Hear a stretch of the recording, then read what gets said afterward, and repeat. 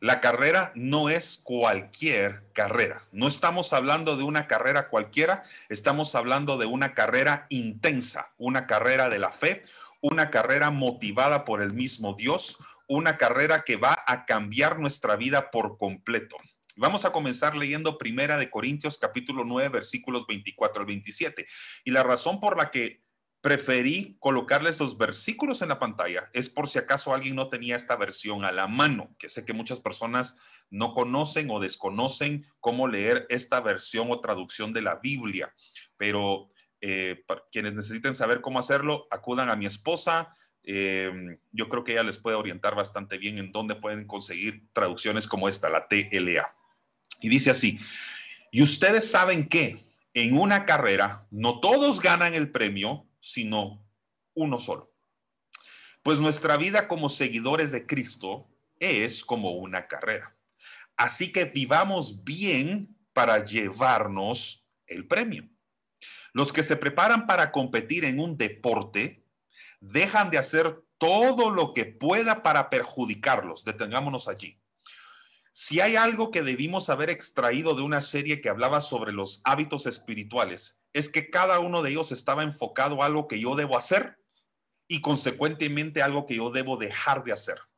Los buenos hábitos sustituyen obviamente los malos hábitos. Entonces, cuando estamos en una carrera, un deportista, y yo sé que aquí, por ejemplo, entre nosotros hay personas que practican distintas disciplinas deportivas, tal vez no todas necesariamente corran, pero tal vez alguna de ustedes sí tiene el hábito de caminar, correr o hacer cualquier tipo de rutina o ejercicio diario. Saben que una de las cosas que debemos hacer cualquier persona que quiere preparar su cuerpo, prepararse para una competición deportiva, es dejar de hacer las cosas que lo pueden llegar a perjudicar. Un buen deportista sabe que previo a una carrera, por ejemplo, debe descansar, debe comer, debe alimentarse apropiadamente, debe haber ejercitado lo suficiente las semanas anteriores también para poder tener las energías almacenadas que la carrera va a llegar a requerir. Debemos dejar de hacer todo lo que pueda llegar a perjudicarnos.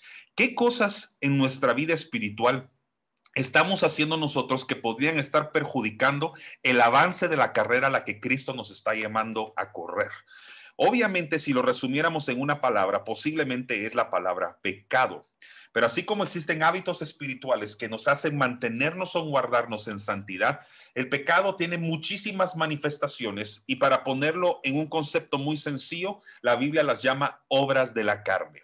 Cada vez que nosotros, como se los dije cuando comenzaba todo esto, la primera vez que ustedes me invitaron a poder estar aquí con ustedes, las obras de la carne son lo contrario, es el antónimo a el fruto del espíritu. Es todo lo que nuestra carne está haciendo para que se acomode nuestro espíritu y nosotros no adquiramos esos hábitos correctos con los cuales nosotros vamos a poder correr esa carrera.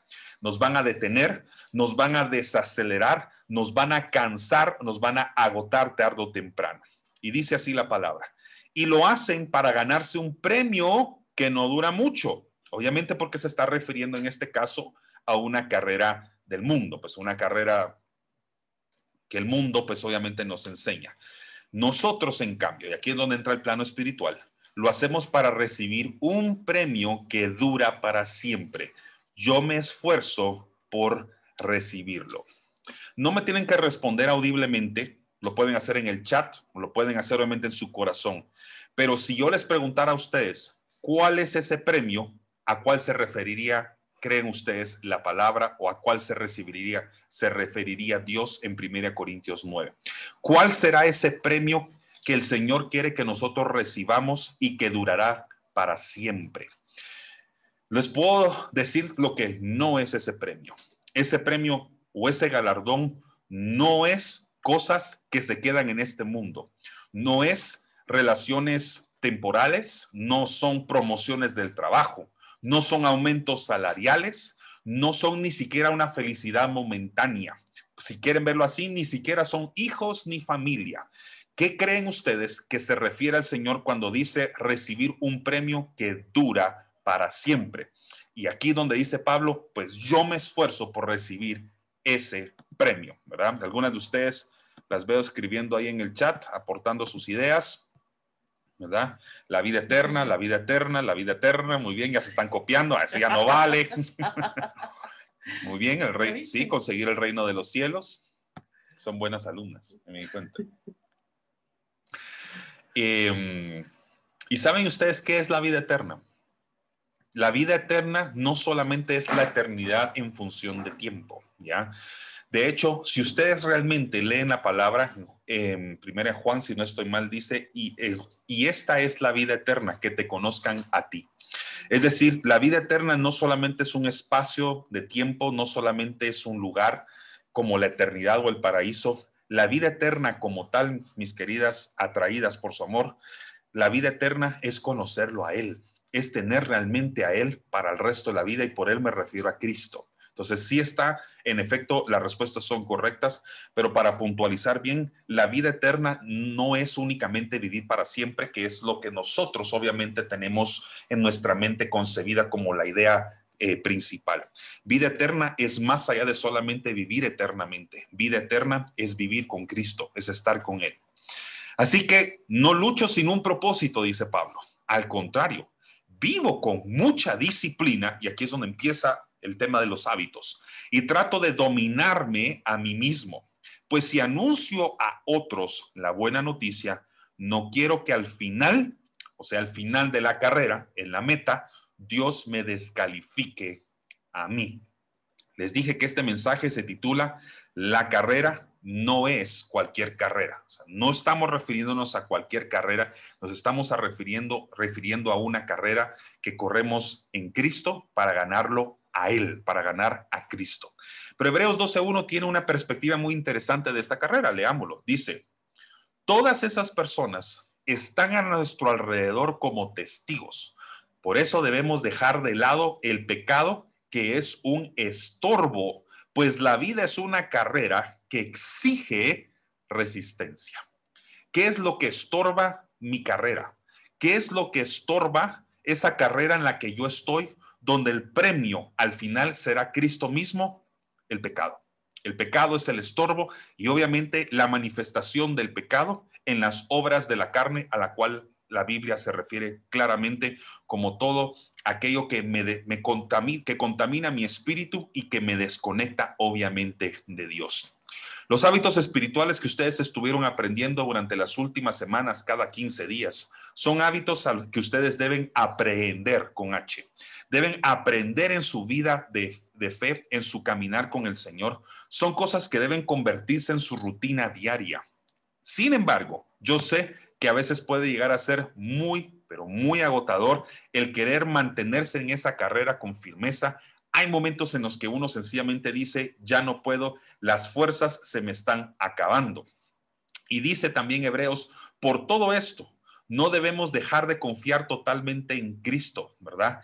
No debemos de confiar en Cristo. Si la vida es como una carrera y ustedes tienen ya cansadas las manos y débiles las rodillas, cobren nuevas fuerzas. Eso lo dice el versículo 12 siempre de Hebreos capítulo 12 precisamente. Y esta es una palabra que el Señor ponía en mi corazón cuando hoy preparaba esta presentación para ustedes. Y me decía el Señor lo siguiente: hay hijas, hay hijos míos que ya tienen manos cansadas, pero también débiles las rodillas. Y este es un tiempo para que puedan cobrar nuevas fuerzas. Y quienes han estado conmigo o acompañándome en los últimos domingos, estuve predicando la importancia que es doblar rodillas a los pies del Señor. Doblar rodillas a los pies de Cristo y decirle, Señor, me rindo por completo mi voluntad a ti, sobre todo en los tiempos de mayor intensidad y rigurosidad espiritual. Hay momentos en los que nosotros ya tenemos las manos cansadas, como tenemos las rodillas cansadas de tanto correr. Y el Señor me decía, las manos las vamos a poder renovar nuestras fuerzas, todo lo que nuestras manos hacen en la manera que aprendamos a confiar, todas las cargas que llevamos aquí, ponérselas a sus pies. Y también va a renovar las fuerzas de nuestras rodillas en la manera en que nosotros, en lugar de seguir corriendo físicamente, aprendamos también a correr, a doblar rodillas en oración con Él. Yo quiero declarar sobre ustedes, varias de ustedes que me han dado el privilegio de poder pastorear, que el Señor no solamente va a renovar sus fuerzas físicas, sino también las espirituales. Y algunas de ustedes que han estado en el nombre de Jesús doblando sus rodillas tarde y noche, día y noche, y tal vez a veces lo han hecho de forma física y otras veces tal vez lo que han doblado pues es su corazón, su espíritu delante de Dios en oración. Dios, este es el momento en el que el Señor va a empezar a renovar las fuerzas de cada una de ustedes que ha estado cansada y agotada. Y le dice el Señor a ustedes, recuerden los hábitos espirituales, recuérdense de la oración en los momentos más débiles, recuérdense del ayuno, recuérdense de la fe, recuérdense de todo aquello que fortalece su alma y fortalece su espíritu cuando sus fuerzas ya no den más, y Él mismo se encargará de renovarlas. Dice así Hebreos capítulo 12:1, no, aquí tengo mal la cita, perdón, esto debió haber sido Éxodo, Ahí, si alguien está tomando nota de esto, no lo vaya a copiar textualmente porque esta es la cita de Éxodo, ¿ok? Esta que está aquí es más, no lo puedo borrar ahorita, entonces se lo voy a leer así, pero por favor omitan esto acá. Dice la palabra en Éxodo, y dijo Moisés a Josué, escógenos varones y sal a pelear contra Amalec. Mañana yo estaré sobre la cumbre del collado y la vara de Dios en mi mano. Para quienes estuvieron hace 2 domingos en la iglesia, recuerdan lo importante que es eso, la vara de Dios en la mano. Ya no es nuestra vara, no es nuestro instrumento, sino que es el instrumento de Dios. E hizo Josué como le dijo Moisés, peleando contra Amalec. Y Moisés y Aarón y Hur subieron a la cumbre del collado de la montaña. Y sucedía que cuando alzaba Moisés su mano, Israel prevalecía, o sea, ganaba la pelea. Mas cuando Moisés bajaba su mano, ganaba o prevalecía Amalec. Y las manos de Moisés se cansaban, así como leíamos ahorita en Corintios que llegan a cansarse nuestras manos. Las manos, los brazos de Moisés alzados con su vara llegaban a cansarse, por lo que tomaron una piedra, y aquí coloco yo entre paréntesis que esa no es cualquier piedra, esa piedra es representante de Cristo, donde Moisés se llegó a sentar, y la pusieron debajo de él. O sea que vinieron 2 personas importantes en el ministerio de Moisés, que eran Aarón y Hur, y colocaron una piedra para que Moisés se pudiera sentar o recostar sobre él. Esa piedra, mis queridas, atraídas por su amor, es Cristo. Y nosotros, el Señor nos está llamando que reposemos, que descansemos todas nuestras fuerzas físicas en Él. Y dice la palabra que se sentó sobre ella, y Aarón y Hur sostenían sus manos que estaban cansadas, uno de un lado y el otro de otro, y así hubo en sus manos firmeza hasta que se puso el sol, y Josué deshizo a Amalec y a su pueblo a filo de espada. Les decía al principio de esta reunión virtual que recuerden que el Señor va a tener amor y misericordia de ustedes, y les dice que no solamente pelearán con Él, sino que el Señor las está llamando a permanecer en los lugares correctos para que las personas correctas, cuando Dios las mande, las envíe para ayudarlas a ustedes a levantar las fuerzas que se les están acabando en sus manos. Bendigan la vida de aquellas mujeres de Dios, aquellas personas de quienes ustedes están rodeando ahorita, enviadas por el mismo Señor, que les está ayudando a ustedes a levantar las manos y mantenerlas firmes afuera para que las peleas que están delante de ustedes, esas guerras espirituales que sus ojos están viendo, ustedes salgan victoriosas en Cristo Jesús. Yo sé que podríamos haber contado esta historia bíblicamente como que 2 ángeles descendieron del cielo, porque Dios lo pudo haber hecho así, y un ángel hubiera sostenido una mano y otro ángel hubiera sostenido la otra. Pero qué hermoso, qué maravillosa es esta historia, que Dios haya puesto en la eternidad esta historia, donde no fueron renovadas las fuerzas ni sostenidas las fuerzas de los brazos de Moisés, que se cansaban cuando se levantaban por medio de ángeles enviados del cielo, sino ángeles enviados desde la misma tierra. ¿Quiénes son esos ángeles en tu vida que Dios está llamándote hoy para que bendigas en el nombre de Jesús? Porque son personas claves en tu vida, en tu carrera con Cristo, que están ayudándote a levantar esa vara para que tus manos no se cansen. Dale gracias a Dios por esas mujeres o por esos hombres de Dios, esos esos esposos, esos hijos, esos amigos o esas amigas, esas personas en Cristo que Dios está enviándote cuando tus manos ya se están cansando, porque si no fuera por esas personas que te ponen la piedra para que descanses en Cristo y levantan tus manos para que tus fuerzas físicas no se acaben, quizás tú te darías por vencido, como Moisés hubiera dicho, me doy por vencido, que mejor ganen los de Amalek y nosotros esta la peleamos, o esta la perdemos, perdón. Al contrario, él dijo, yo ya no puedo más, y seguramente Dios vio su corazón, pero vio también su obediencia, se aferraba realmente a las pocas fuerzas que tenía, y en amor y en misericordia Dios le dice, enviaré a 2 personas, Aarón y a Hur, a que le coloquen una piedra a él que se le están acabando las fuerzas. Esa piedra representa a mi hijo Cristo, mi hijo que morirá por todos nosotros. Y también voy a enviar a 2 ángeles desde la tierra para que puedan levantar las manos de él ahora que se están cansando. Y Jehová dijo a Moisés, escribe esto para memoria en un libro y di a Josué que raeré del toda la memoria de Amalek de debajo del cielo. Y Moisés edificó un altar y llamó su nombre Jehová Nisi. De ahí viene ese nombre que nosotros conocemos a Dios, que son aquellos, es cuando reconocemos que Dios pelea la batalla por nosotros, sobre todo cuando nuestras fuerzas están acabadas o están por agotarse. Por cuanto la mano de Amalek se levantó contra el trono de Jehová. Pongan atención acá. La mano del enemigo se levantó en contra del trono de Dios. Cuando nosotros estamos adorando al Señor, cuando estamos enfocados en Él en obediencia y Dios está ahí con nosotros, recordemos que la mano del enemigo no se puede levantar en contra del trono de adoración donde el nombre de Dios está siendo levantado y exaltado.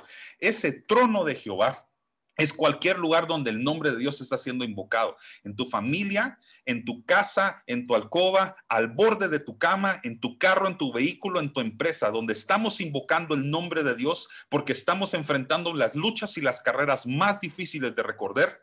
Recordemos que la mano del enemigo no puede levantarse en contra del lugar donde el trono de Dios se está edificando.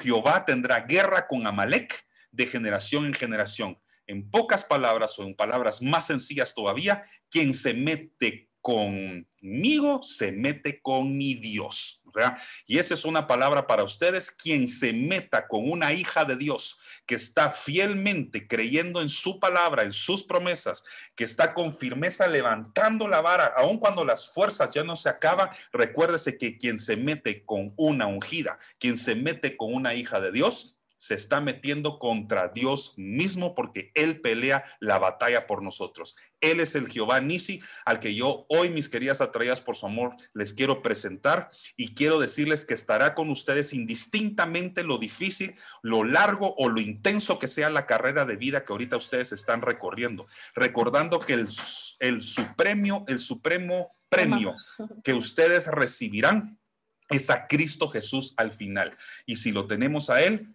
si tenemos a Él, ¿qué más necesitamos, sí, verdad? Y algo que tú compartías en ese pasaje, el Señor mandaba escribir eso al pueblo de Israel por algo.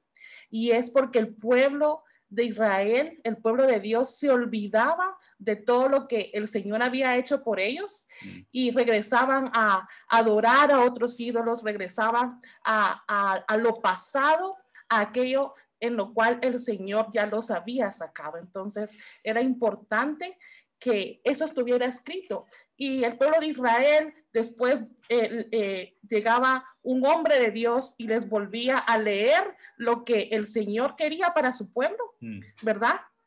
Y otra vez decían, oh, ¿qué hemos hecho? Y se arrepentían y tiraban todos los ídolos. Y yo te comentaba eso la vez pasada, te decía, ay, mi amor, ese pueblo, qué impresionante todo lo que hizo. Cómo fueron capaces de meter dioses, de meter costumbres paganas, ¿verdad? En la vida de ellos. Y yo creo que eso también aplica a nuestras vidas, ¿verdad? Refleja quiénes somos nosotros. Y aunque no tengamos dioses físicos metidos en nuestra casa. Refleja el carácter del hombre, que muchas veces sin él y cuando nos olvidamos de él, metemos otros dioses en nuestra casa que tal vez tienen otros nombres, obviamente. No son Baales, por supuesto, en ese sentido, pero sí se convierte en nuestra economía, en nuestras finanzas, nuestro propio trabajo, aún nuestros propios cuerpos, la vanidad, todas las cosas que realmente sustituyen a Dios en nuestro corazón, ¿verdad? Este es un recordatorio pleno de cómo los hábitos espirituales que ustedes, mis queridas atraídas por su amor, estuvieron aprendiendo durante las últimas semanas, realmente las pongan en práctica. Esa es la disciplina que necesita llevar todo hijo de Dios, obviamente no solo toda hija de Dios, sino todo hijo de Dios, para poderse mantener firme en la batalla, para poderse mantener firme en la carrera. Pero yo sentí en mi corazón que era necesario que algunos de ustedes escucharan este mensaje esta noche y que les recordara que el Señor no solamente envía fuerzas celestiales, sino que también las envía, pero desde la misma tierra. Y por eso de verdad, bendigan la vida de las personas que se han esforzado cuando ustedes están cansadas y agotadas de poner una piedra para que ustedes se puedan sentar en Cristo Jesús y recordar de que Él es su reposo y su descanso y que también Él está mandando a hombres o a mujeres, obviamente pues en la historia que yo acabo de leer es Aarón y Ur, pero pueden tener otros nombres obviamente en nuestras vidas individuales, que son personas a las que Dios está enviando para poder renovar las fuerzas que a nosotros se nos acaban. De ahí la importancia de no vivir independientes en esta carrera, de no decir esto solo es para mí. No, no, no, no, no. El Señor dice, cuando tus fuerzas se acaben, ahí estaré yo contigo. Amén. Si Moisés hubiera decidido subir solo y no dejarse ayudar, hubiera perdido él y hubiera perdido el pueblo completo. Si no dejamos nosotros ser auxiliados por los ángeles que Dios está mandando, y por eso la importancia de la iglesia y del cuerpo de Cristo, estamos independizándonos y tarde o temprano nuestras fuerzas no serán suficientes y podemos perder la pelea. Esa es la importancia de mantenernos firmes, fraternos, unidos en un solo cuerpo, que es el cuerpo de Cristo. Amén.